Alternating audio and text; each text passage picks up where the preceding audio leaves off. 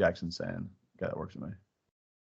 Welcome to the Crazy Wisdom podcast. And my guest here is Peter Rex, who has some great things to share with us today about the connection between creativity and stress. And I'll let him introduce himself.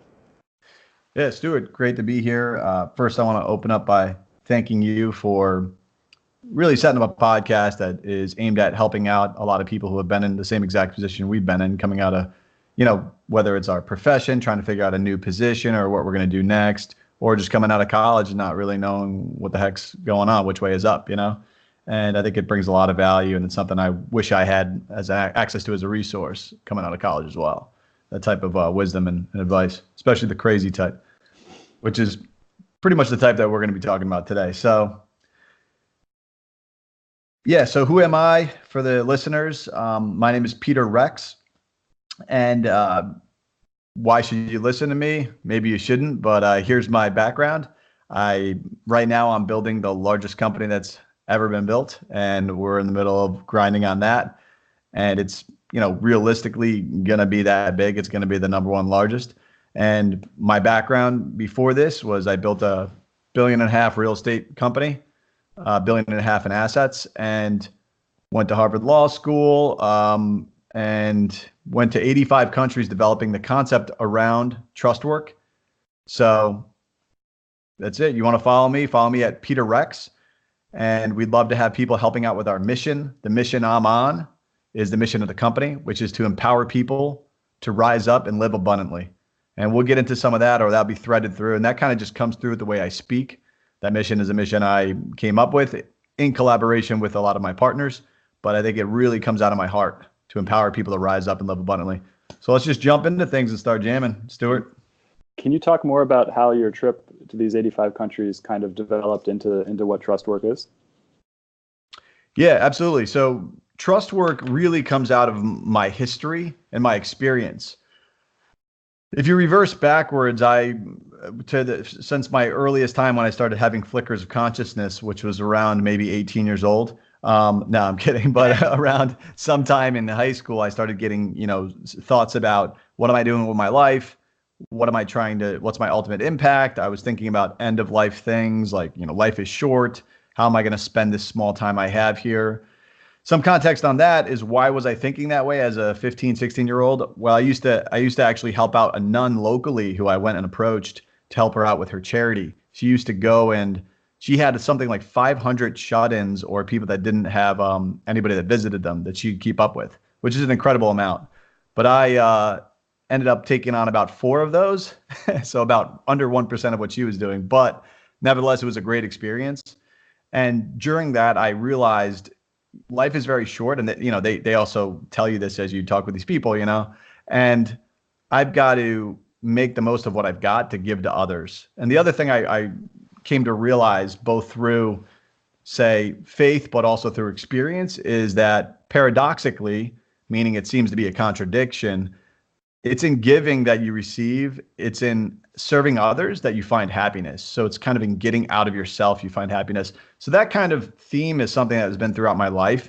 As I went into college, I didn't think about business. I actually studied philosophy, liberal arts, completely just read everything except business, like zero in business, nothing. When I graduated, I ended up, through really a number of happenstance things, backed my way into deciding to go into business. Part of it was the way I'm built, really is almost the reason why, and the timing of where we are in today's world.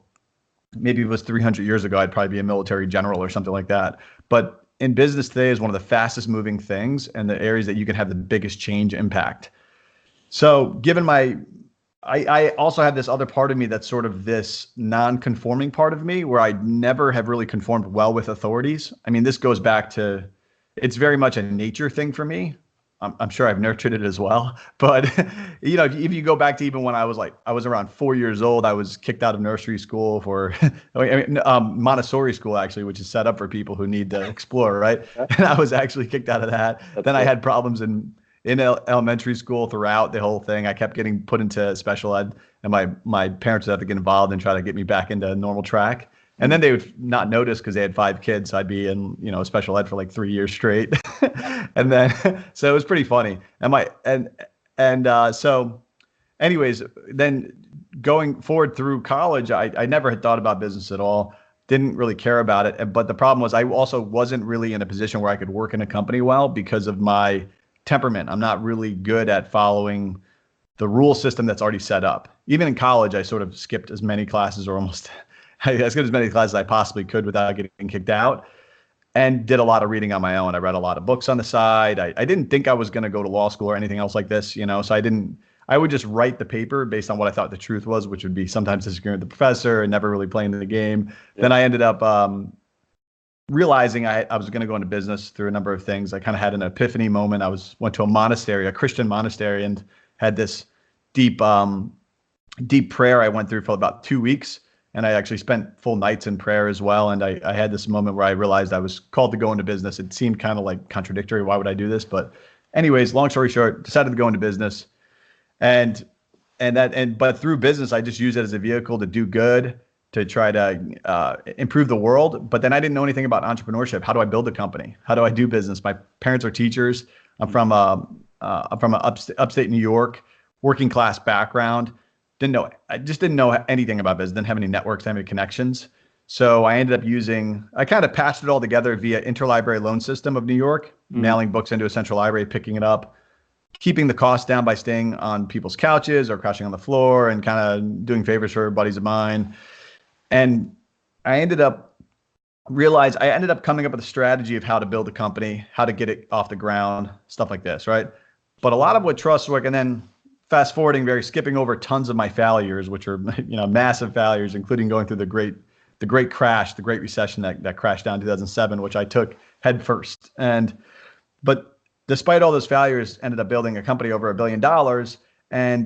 But from that experience, I abstracted out a lot of what is needed for other entrepreneurs, and I realized they don't have a lot of these things.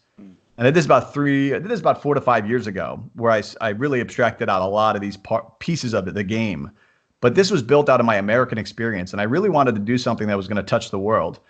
And in America, we have 300 and however many million people, right? But the world's got over 7 billion now. And I wanted to reach out and be able to touch as many people as I could. And I knew that I could not get to them via my experience in the US, which is very American-centric experience. So I took this roadmap or this plan, this product roadmap for anybody who's in software, right? That's kind of what it was. And it was a vision, a very abstract vision of how this could be rewritten in software and how we could create a product and technology to do this. And I took that vision and I tested the ideas in 85 countries. I actually traveled with my wife and my kid. I had a kid at the time. So this is kind of a stressful thing. I was, because you guys talk about stress, right? I was like, I got to do this if I'm going to build this. And I'm like, but I have this obstacle. I've got a kid and I have a wife now. This is going to be a little more difficult than when I was a crazy barbarian bachelor.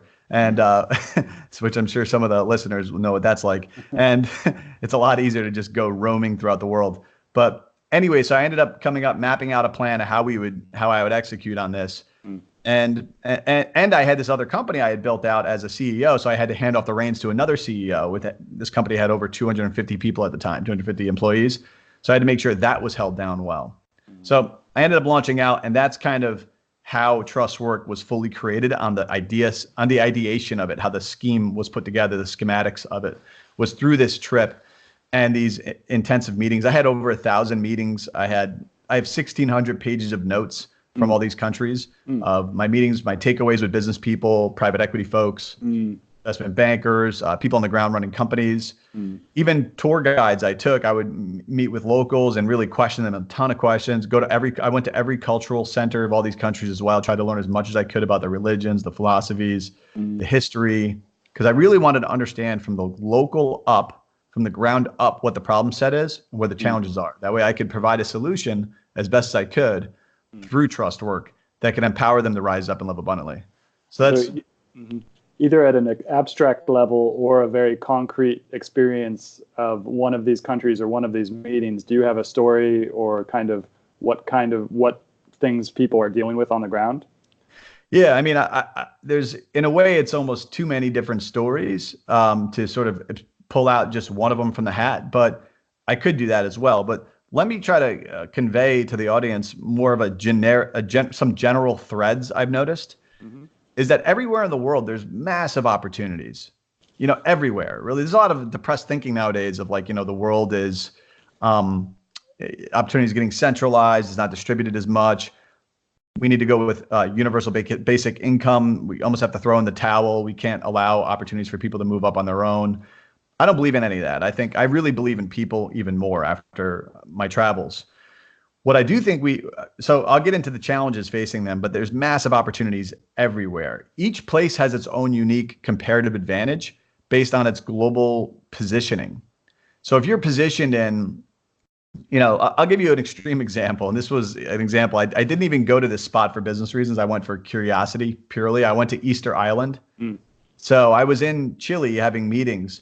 And I told my wife, I want to go to Easter Island because the history there is actually somewhat of a mystery, right? You've got these huge statues that we kind of know how it got there now. Aliens. I'm just kidding. But when I went to Easter Island, I really wanted to understand the culture, see how did this happen that these had these massive statues that were built out and chiseled out, right? I mean, this little island had really innovative technology for its time, really breakthrough technology, right? It's amazing. So I went there, and when I got there, actually what I found was my tour guide there was an entrepreneur. And he had run this business. He's from Sweden. He married a girl that's from Easter Island. So naturally, I'm always spinning on business ideas and figuring out ways to make things happen, right? So I'm talking to him. He's telling me his position. I said, well, tell me a little bit about your wife. How'd you meet her? He was telling me. I said, is there any special rules around owning land here? How does she own land? Like, how does this work? There's like a luxury area, right? Or just a world-class gem. And he said, yeah, you can only own land if you're a local. So he can because he's married to one. I said, well, that must be quite an advantage in business if you own that. And he said, well, I never considered that. And I said, yeah, the other thing is that in Easter Island, it produces guava very well.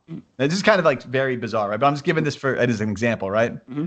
It produces guava very well for some reason. The climate is perfect. It just grows like weeds. So he was telling me how you can make guava wine, and I tried some. It's pretty good. But the main thing is if you had something like guava wine from Easter Island, even if a very small percentage of the world would like that, it's still a big business out of a small little place like Easter Island, right? So I told him, what if you bought up swaths of land using the privileges you have? You and your wife could do this because she has special privileges. And then with that land, you'd be able to then cultivate this crop. And you also own a very scarce piece of land in a luxury area. And you can also set up a resort on it and sell this wine in addition, exporting it. But then for people who visit, you can have a nice resort because there's not really that. There's some resorts there, but you could set someone up almost like a vineyard style like Napa has, right? Anyways, he was like totally into this idea, big time. And he's a switched on guy, very smart guy. Yeah. And anyway, so he said, he was going over, he wanted me to invest with him. And I was actually, for some crazy reason, thinking about maybe, let me consider this, which I then recovered from because I realized, wait, I'm building Trustwork. I get this thing is already taking so much cash as it is. I can't be giving $1 million over here. I've got all this other stuff going on and it's too far outside. But that type of guy, if he got capital, has a clear strategy and he's a winner and he knows what's up and he understands business. He's run his own company. So he owns P&L. He knows how to run a P&L. The point there though, is in the most niche outside of the box place, you wouldn't think there's any opportunities, right? There's even an opportunity there. There's opportunities everywhere. And that place has a lot of things restricting it, right? It's far away. It's not next to a lot of areas of commerce, not a big population. But there's always an angle somewhere. And I think the entrepreneur on the ground knows where that angle is much better than I would ever figure it out. But if you can combine that entrepreneur, that person, which I call entrepreneur, anybody who's out there now needs to be an entrepreneur. If that person has access to networks, and there's really a few things I think are common that are needed. They need networks, they need capital, access to capital. They need an ability to advertise their brand. And a lot of these things are all interconnected. They need to advertise who they are to the world so the world can see who they are clearly so their reputation can be known. For anybody who's in Silicon Valley, which is a place I called home for a while, I just moved up to Seattle, but they'll know that in Silicon Valley, everyone knows basically everybody. So that helps a lot because things can happen very quickly. You can back channel anybody. But if you're not in a small little area like that, how do you know who's who? If you don't know who's who, you can't allocate capital, you can't make moves, you can't hire as quickly. This is a huge friction point.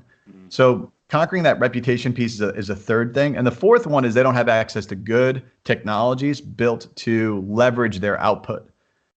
So this is something and that's exactly the four things that we're working on at Trustwork is those four things. These technology tools are what we're building, but we're building them in a way to empower the people there, the people here in the United States as well, but really everywhere.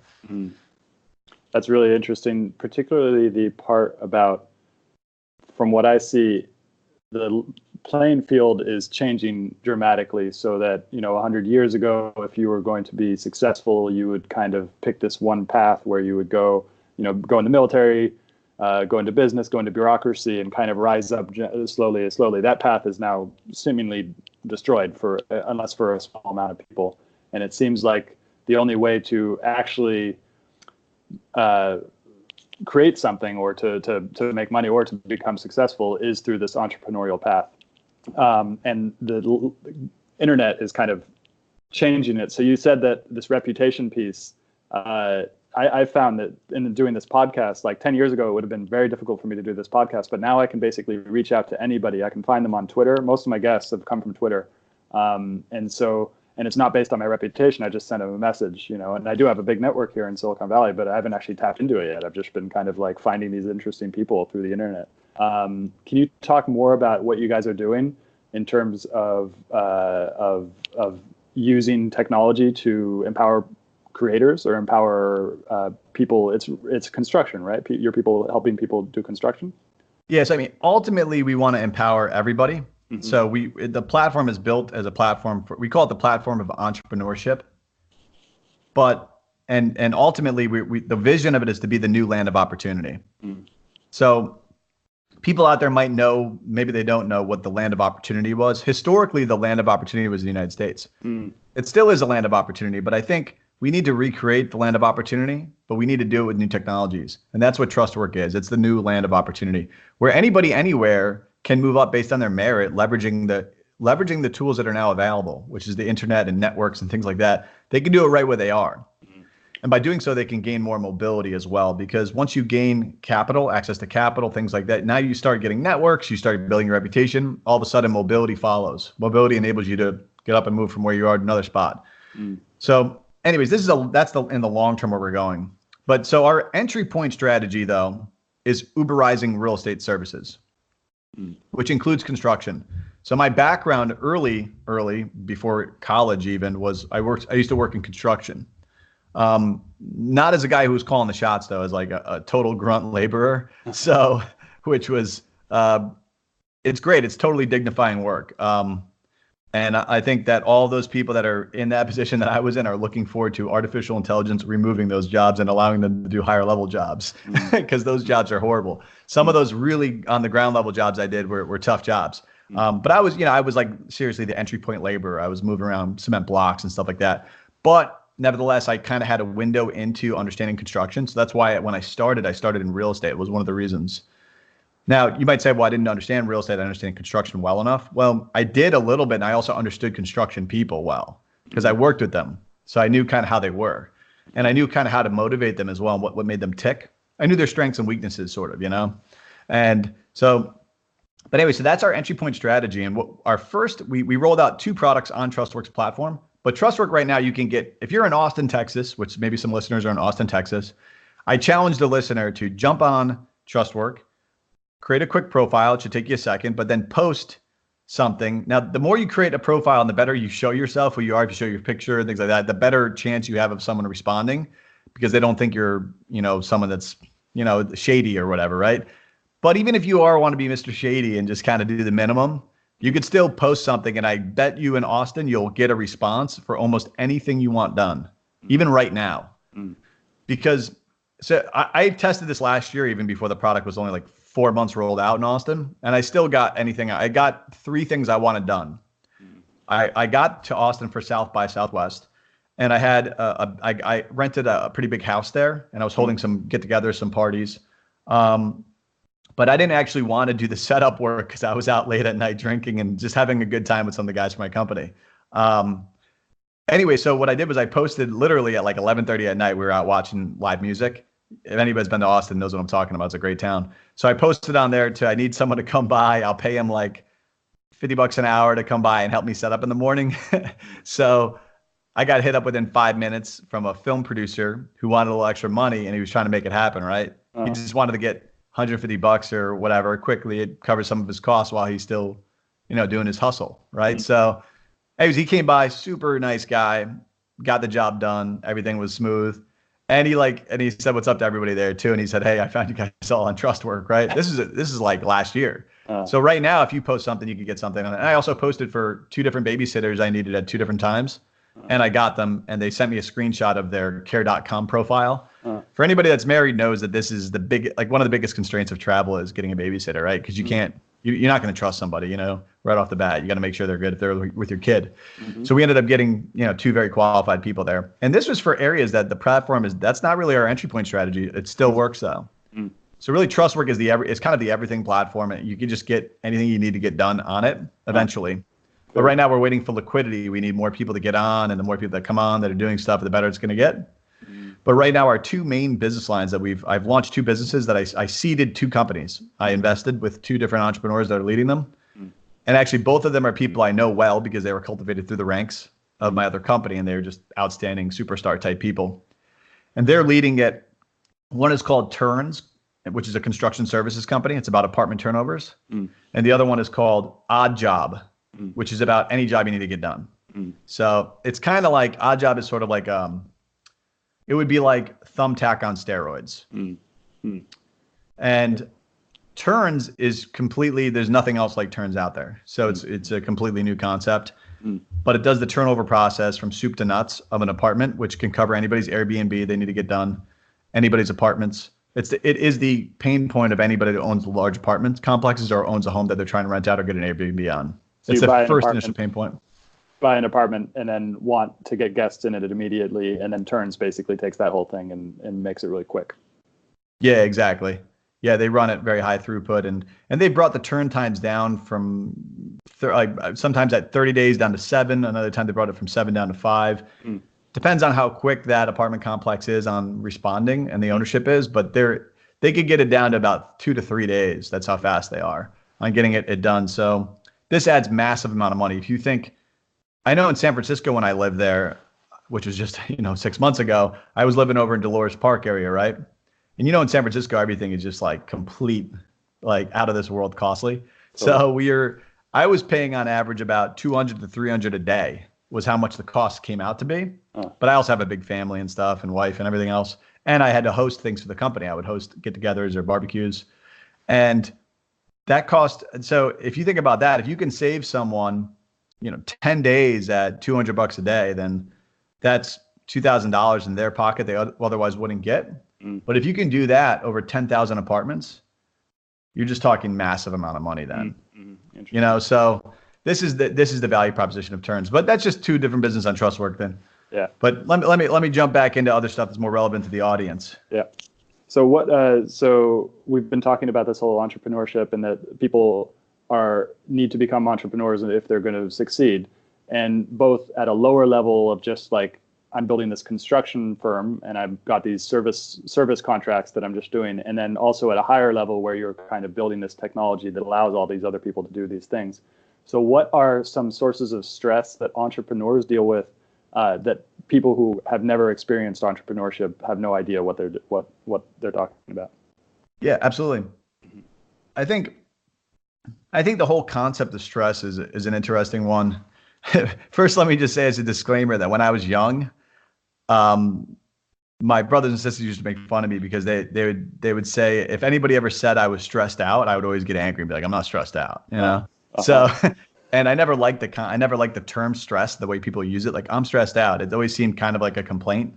And so I never liked it because I have a rule, which is no complaining, no whining. So for myself. So, because this type of stuff is like a poor me type attitude, it never leads to anything good. You just start feeling bad for yourself. It leads to kind of like a down mentality. And I always like to be on the up, positive towards others as well, and kind of get out of myself. So, but jumping into stress though, so the way I look at stress is it's kind of a neutral thing. It can be bad or good. That's the reality of it, right? I think some people might say, most people would say it's bad. Some people might say it's good. I don't know. But I would just say that it's neutral. and it's an indicator of, and it means something, and it should be, you should question it. Why do I have that stress? And if it's a good thing, that's a good stress, and maybe you want more of it. If it's a bad thing, then you shouldn't want that stress. You shouldn't want what's causing that stress, but it's an indicator of something happened. So I would call drama. You ever say, like, I got drama with this person, right, in the company, or I'm dealing with somebody who's causing me drama? That's stress too, but it's just negative stress, man. There's nothing good coming out of that. That's, you got to cut that out, right? Mm-hmm. Other people are just like negative people, right? They cause stress in a way, right? Because they're always like saying negative stuff, but that's a bad stress. Good stress is like, you know, we got deadlines. We got to hit this. The deadlines we're doing is we're creating stuff that's going to empower people. Like, that's a good stress. Like, I want more of that stress. Mm-hmm. You know what I mean? But stress, it should be an indicator to stop and pause and say, hey, what's going on here? Am I doing things right? Am I on the right path? So that's kind of how I see stress. And I think, but I would say reversing back on stress to a more fundamental level is, I think, this is what I do anyway. So I'll talk from the first person here, and maybe this will be helpful to some of the audience. I have 9 priorities that comes before my work, which might be crazy to those who worked with me. And some people in San Francisco might have worked with me that are listening, or might have been a consultant with my company, and they'll know that I had a reputation of being a complete crazy man at work, like just working like crazy. Mm-hmm. This is not new to San Francisco. I had the same exact reputation every place I ever went. Even in New York, I told some of the guys I used to work with, I rented an office. I actually didn't rent. They let me stay for free, but I'd give them like a piece of anything I got because I needed a place to work out of. And the guys that used to work there, I'm buddies with them now. And I told them I got burnt out. I had to get hospitalized, and they started laughing. They're like, dude, I could have told you that was going to happen. And I said, no, I'm kidding, bro. I'm totally fine. And they were like, oh, man. Well, if you were, I would tell you, man, I saw that coming. Because I used to come at like 6 a.m. and close down at like midnight every day. Just work like a crazy dog, you know? But I think before that, though, what people don't realize is I have 9 priorities. And my 9 priorities are basically, I separate them into 3 sets of 3. This is for the audience so they can listen in. This might be helpful for them because I've given a lot of thought to this. Is the priorities to work to me are God, wife, kids for me, you know, so for others, God, wife, spouse, or intelligent being, whoever they're, you know, spiritual.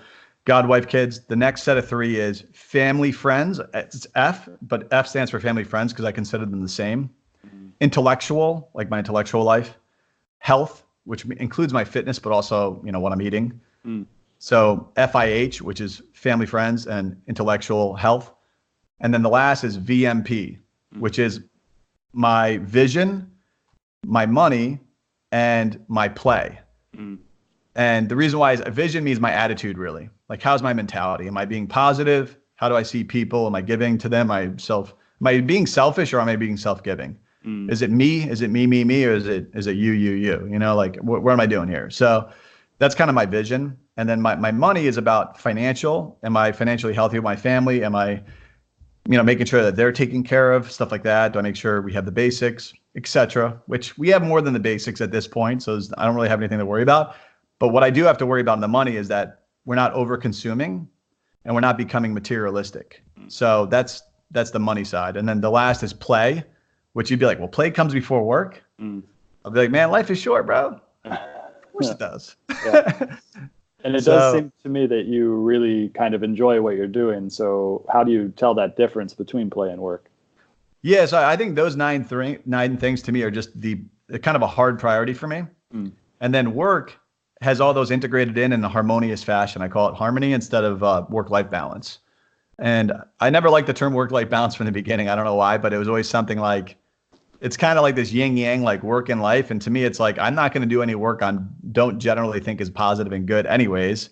So, you know, and it creates a false dichotomy, which ends up making you almost demonize work and maybe think work's not life. And most people, and studies show this, most people spend about 60 to 80% of their life working anywhere, period. This 60% is on the very low end of like someone who barely works. So, but still they work almost most of their time. So if you ain't living while you're working, like, you're already dead anyways. So you might as well start living fully. Just have full life instead of work-life balance. Have a life balance. But that being said, like, let me not try to like sugarcoat how much I work though. I put in about 14 hours a day. So that's less than I used to. I take off 1 day a week though. And that's family day, God day, whatever you want to call it. And that's Sunday. I take that off, a hard stop. And someone could call me if it's an emergency, but that's never happened actually. I started doing that about 7 years ago. But my first 6 years, 7 years in business, I did not take a day off, even for Christmas. I worked on Christmas as well. And that, I'm not saying that that was good though. I should have took a day off. And I mean, that's So how you learned what you're doing right now, essentially, is through working too hard and then realizing that you have to put some boundaries on what your work is, right? I think, yeah, I mean, I think ultimately work can become a form of slavery. And because, well, first of all, you never get enslaved on your own to something that's bad, usually. It's usually something that's like kind of like really good, right? People have enslavement to like different addictions, right? But those addictions have like good feelings associated with them. That's kind of what captures them. Work is such a good thing. But if we're not careful at work and we don't set hard boundaries on it, then, and we don't give ourselves a day of rest, where it almost forces us to like completely just stop, focus on the things that are those 9 priorities really that I mentioned. And those things that are of eternal significance. I mean, I think work is of eternal significance as well. But this kind of helps us to break the possible chains of slavery to work, because it's a good thing. But like a good thing can become a bad thing if it's just abused. It could take control of us and we become like the workaholic, right? I mean, I think these guys get like, you know, some of the successful businessmen, and I'm trying to stay vigilant that this doesn't happen to me as well. And it's not gonna, because I'm staying on it. But is that, you know, their marriage all of a sudden will just boom, blow up. Totally shocked everybody. Like all of a sudden it's over. And it's like, how did that happen? You know, like wasn't their wife like basically the most important thing? Maybe she was, but maybe over time, like they kind of lose focus a little bit. Maybe they started like the kids. They looked at the kids and their relationship was with the kids and no longer with their wife or their spouse, you know, and then things kind of blew up and maybe their work became like they became too absorbed in it in a way that it became a negative.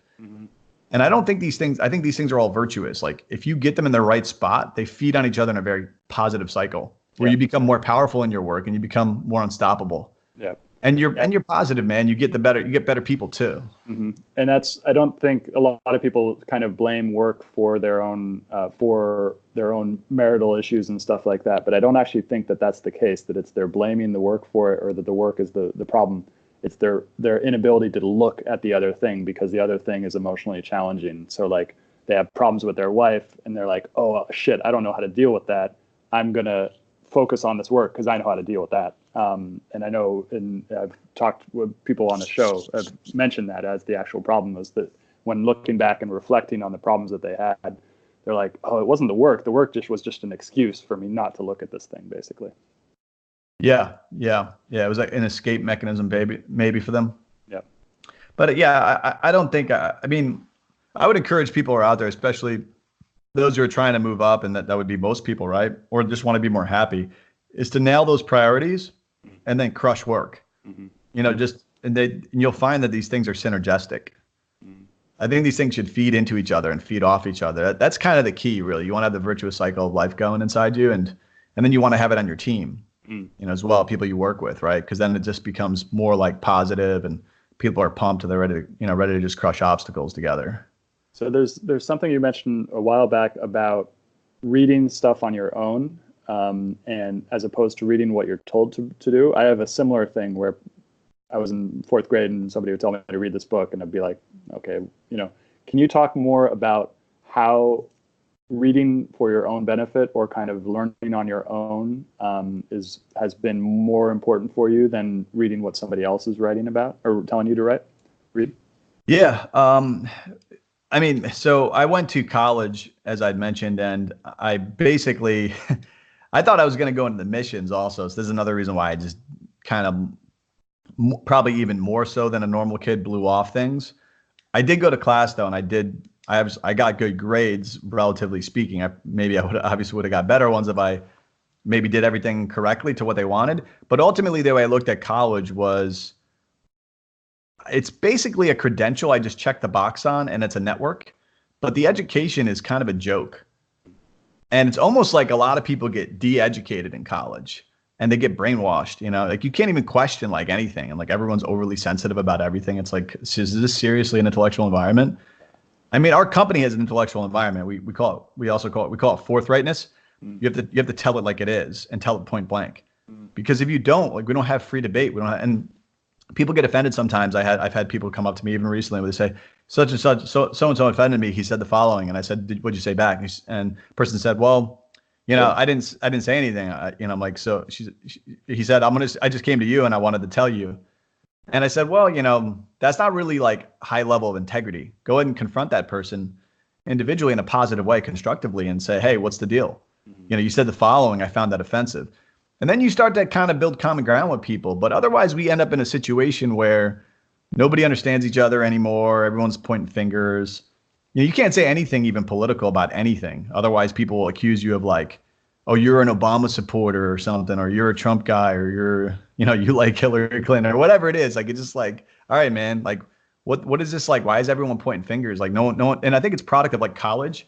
It's such a brainwashing situation where everyone only has one side and they keep trying to press it down on you. And the books sometimes they're just garbage. I mean, they're better off like burned and like using marshmallows to like roast your marshmallows. That's how stupid the books are, right? And not all the books, but just generally here. But so what I did was I would read what they wanted me to read only to just like take their test or whatever. But I would get a lot of other books I would be slamming through that I thought were like intellectually like rigorous books that had been proven over time to be relevant. That's a really interesting thing we can go down is essentially, I don't know if you've read anything by Nicholas Taleb, who wrote Anti-Fragile.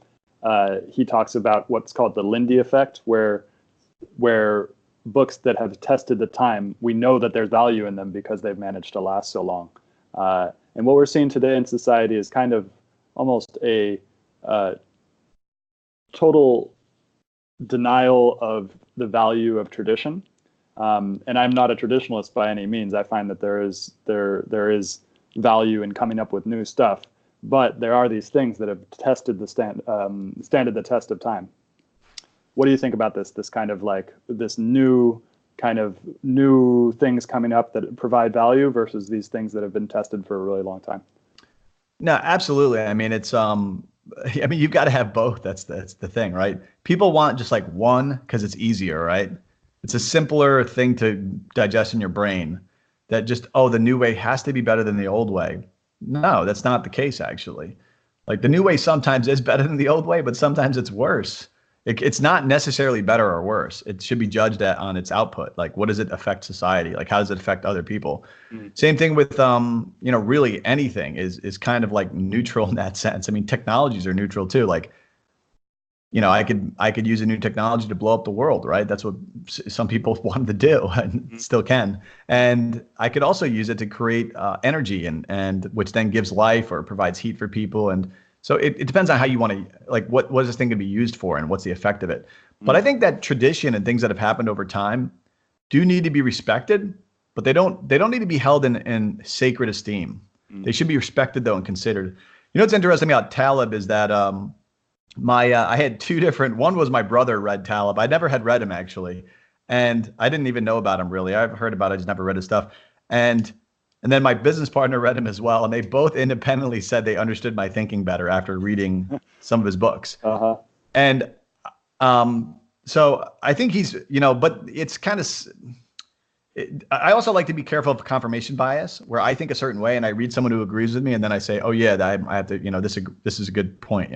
This guy thinks this, and that's something I already thought. I mean, I actually prefer to read people that disagree with me because then I could kind of see, test my ideas and see if they're true. And it's a healthier way. Also, definitely in business, it's a better way to be operating is kind of hold a really strong position and be like, come with a good conviction, but come to test it and see if it's true. Because what's more important is, I like John Wooden a lot, by the way. John Wooden is a coach, very thoughtful guy. He used to teach Shakespeare in college, actually. So I think it's one of the reasons that Shakespeare is some of the best stuff to read. But John Wooden, very thoughtful guy about leadership, stuff like that. But he has a good line. Maybe I've translated it into the way I think about things, but it's something along the lines of, it's more important that you get it right than that you are right. Something along these lines. And I say that in the company a lot. Like, listen, it doesn't matter. Me as CEO, like, it's more important that we figure out how I'm wrong about something right now. Let's figure it out than that I go around being Mr. Right guy. And then we all go down the wrong path. Yep. And that's can you talk more about that, essentially having to be, because the fundamental nature of our humanity or an individual human being is to see the world based on our own experiences. but the present moment, life is constantly shifting, constantly changing. So the conditions that we're dealing with are always in flux. And so in order to stay on it in business, we have to constantly be questioning our own knowledge and our own experiences. What do you think about that? Do you agree? Do you disagree? And what you're saying, Stuart, is that we've got to always be in a position of critiquing our current position and where we stand on stuff. Well, and just so the way that I'm seeing you right now, the way that I'm talking to you is based on my experiences before. You know, I grew up in San Francisco. I've been in technology. I've all these different things are coloring what I'm saying right now, basically. And so, but and from my experiences, and then from what you're saying is that in business we have to question those confirmations, basically. Yeah, absolutely. I think that you've got to somewhat you got to kind of stand outside yourself, and I think that's a mark of a good leader, and that's what people need you to do that are counting on you. And I think, but now I think really. And this kind of goes into an earlier question you had, which I want to close out a little bit of an answer on, is that you said, what kind of stress does an entrepreneur face? And I think that everybody that's listening here needs to turn themselves into an entrepreneur. And here's the reason why, is because I don't care if you go and start a business on your own or build one. That doesn't matter anymore. Like, the world is shifting really quickly. We're now we're in the knowledge economy, and some people are not fully in there yet, and some people are, but it's eating up everything. The knowledge economy is just moving everywhere, right? So now knowledge is going to move quickly, and it's going to change as we learn, right? So you've got to become an entrepreneur. And an entrepreneur, you've got to be flexible. You got to be seeking the truth. You got to build up your own equity, and your own brand, your personal brand needs to get built up. Because if you don't own that, you're going to be owned, and you're just going to not shift quick enough, and things are moving. So I think the stress of an entrepreneur, which is the stress that every listener here needs to take on, which is a positive stress, is a good stress, is they need to be stressed out in a positive way. So what I'd say is that maybe is a better word than stressed out for this, but let's go with stress just because it's a topic, right? They need to be stressed out about how can they improve? How could they learn more? How could they give of themselves more to others? How could they serve customers better? Their customers inside the company that they're supposed to serve. How can they move up in the company that they're in? How could they figure out how to move the company they're in further along? I mean, the quickest way to probably make $1 million today is to be in a company that's going to be growing and get some shares. That is the easiest way to make $1 million. I mean, you know that from San Francisco, right? Because you get like a tiny little sliver of like an Uber, and boom, it's worth like $100 million or something, So, yeah. And in my previous company that I built, right, we have a number of people that have made in the millions, and that was only over maybe 7 or 8 years that they did this. So, I mean, it's just that the best way because then you're at this team and you have this team effect, and you're pushing and you're growing. But in order for someone to get shares in the company, the way I always thought about it was they need to be acting like an entrepreneur. They have to risk their time. They got to put themselves out there. They can't be like a laborer, someone that's just showing up for work, 9-to-5 guy. They got to be 24/7 kind of like thinking about stuff. Even in their passive mind works on things and is figuring out, like, if you're not dreaming, here's the challenge I said to every listener. If you're not dreaming about what you're going to do next, I'm not saying every single night, right? Sometimes you're just clonked. But like, if you're not generally dreaming about stuff, then you're not pushing yourself hard enough. You should be dreaming about what you could do more, how you could do something more creative, and like what you could do better and ideas you could do, right? So when you get up to go to the bathroom or whatever, you're like, boom, ideas are popping in your head. And you're not trying to, though. You're actually just relaxed. But your brain works for you then. Because then if you have that stress, your brain will just try to figure it out. It just keeps working. It's like a muscle, right? It's kind of in a way, your brain is a dumb muscle. It needs direction. But if you give it a challenge, a stress, it will try to figure it out. It's going to try to work on it for you. That gets into what I've been thinking a lot, which is that stress, as you were saying, is a neutral thing. It's something that's always going on. Gravity, for example, is a source of stress. And that stress has influenced our evolution as human beings. So like when I get up to go get water, I'm all of a sudden moving from a less stressed environment to a more stressed environment. And all these evolutionary principles are going on in my body to help me walk, basically, that are all responding to the stress that gravity is giving me.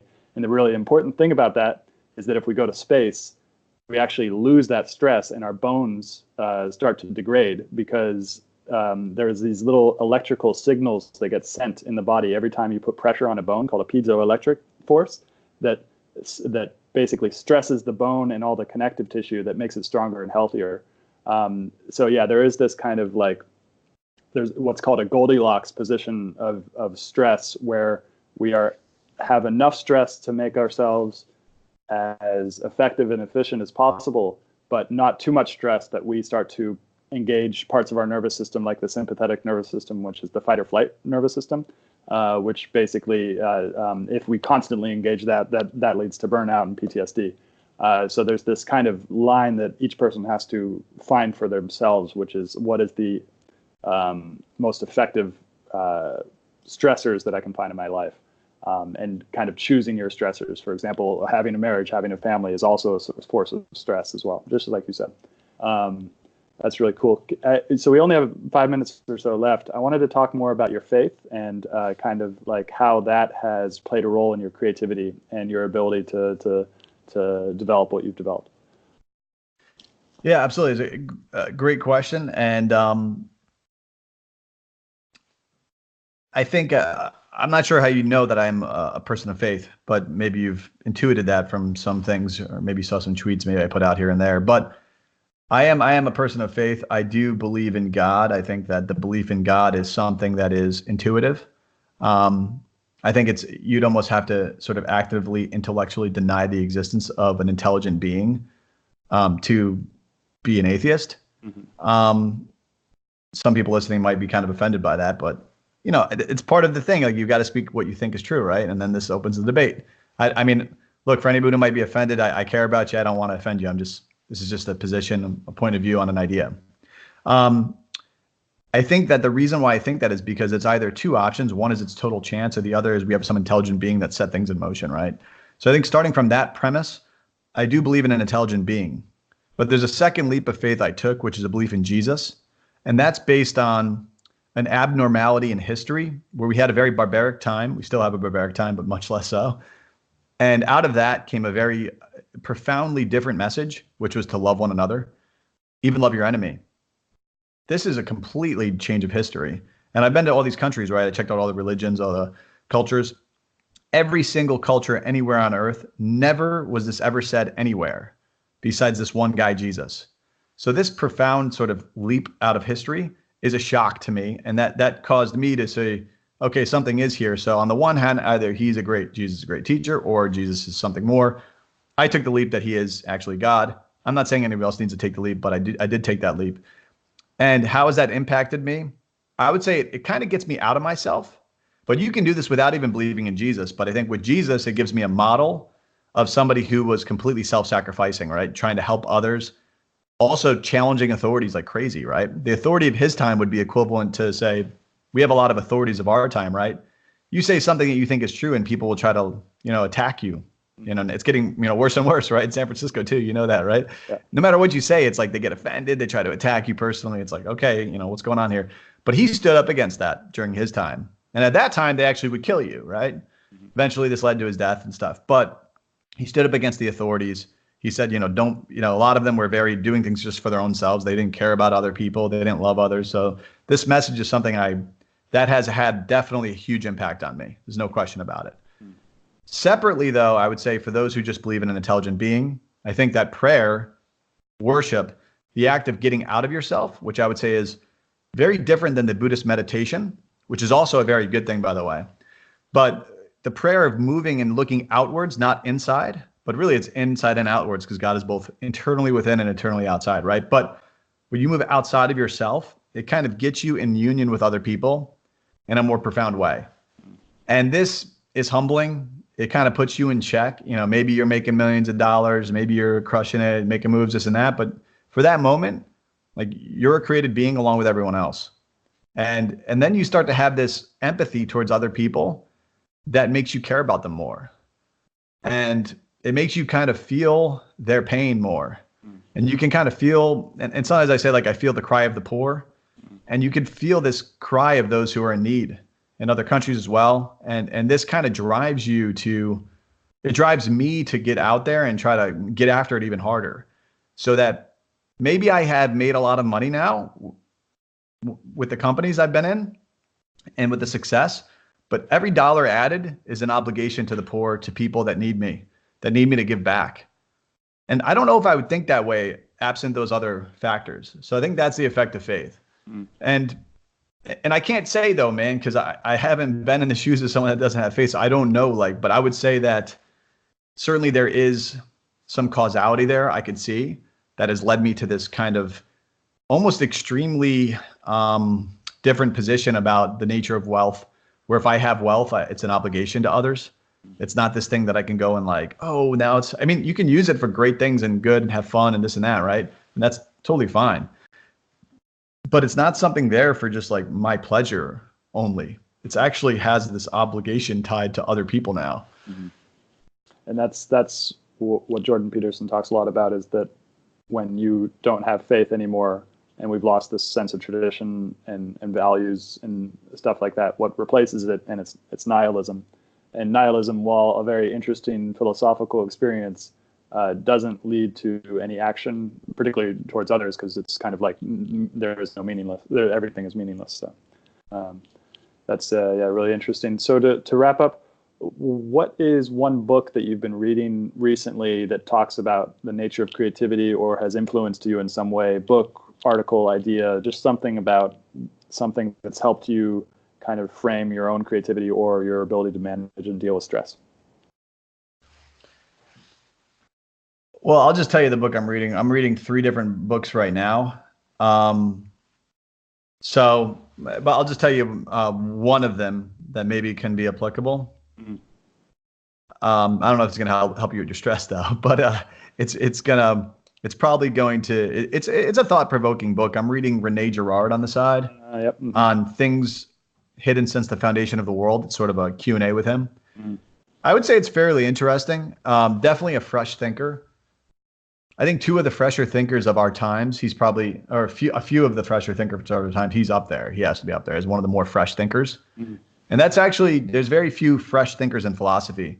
Most of the modern philosophers, and I was a philosophy background, haven't said anything new since Plato. I mean, it's all in Plato, Aristotle. Mm. It's just gibberish, But I think there's a couple, like Rene Girard, some of the stuff about mimicry and how we tend to imitate and how this could lead to sort of competition over good. So I'll give you a quick example, and I'm probably debasing this because it's I'm reading this on the side. I read these types of books on the side to keep my brain fresh and keep my new ideas.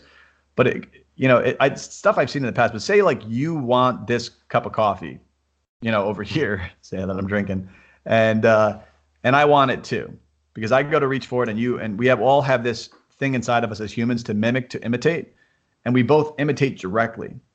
Now, as adults, this is what Girard points out, as adults, we don't do this because we have resistance to this, because we know it brings violence. If we both go for the cup of coffee, we might get into a violent confrontation. Certainly, I think I would attack you if you tried to take my coffee. So I'm just kidding. But but you know what I mean? It could lead to a confrontation over a single good, right? Girard says as kids, you can see this behavior.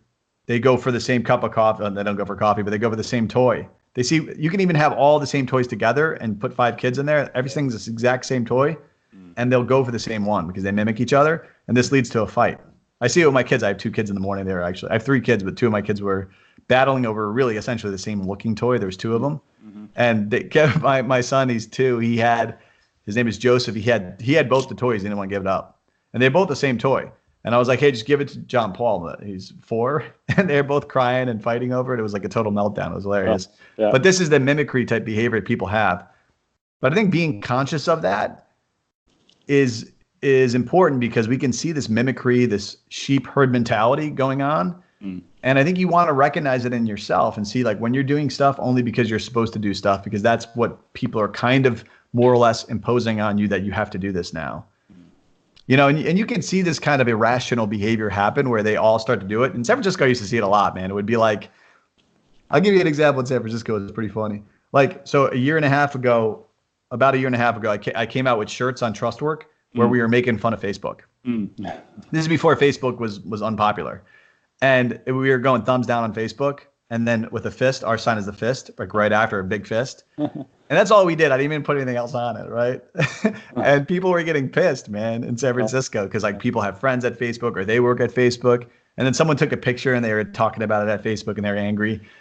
Anyways, everybody was some people in our company didn't want to even wear their shirt because they felt oh no, what are people going to say? I'm like, who cares, man? I'm like, it's a joke anyways. Like, why are they taking it so serious? Yeah. Anyways, and then fast forward like 4 months, Facebook fell into the news with Cambridge Analytica scandal.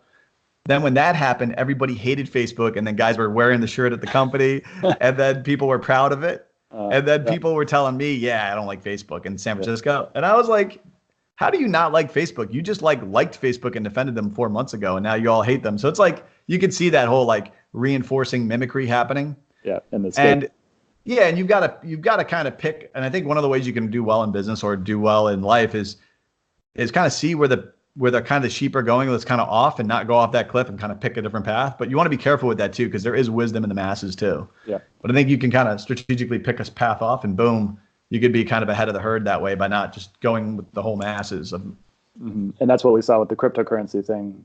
In late 2017 was just like this massive herd mentality that got me into crypto. It got me really interested in the technologies, and now I'm still really interested in the technologies, but it was really hard to figure out what is hype and what is not. And I think that's a good point that you make about business as the marketing, and really choose what is actually going to be sustaining and valuable over the long term. And the Bitcoin one's a good one. That's another good one, right? And you know what I did on Bitcoin was I actually had my wife, for the family, I put aside some money. I told her, put that, buy some Bitcoin with this. Not a lot, but, a decent amount actually.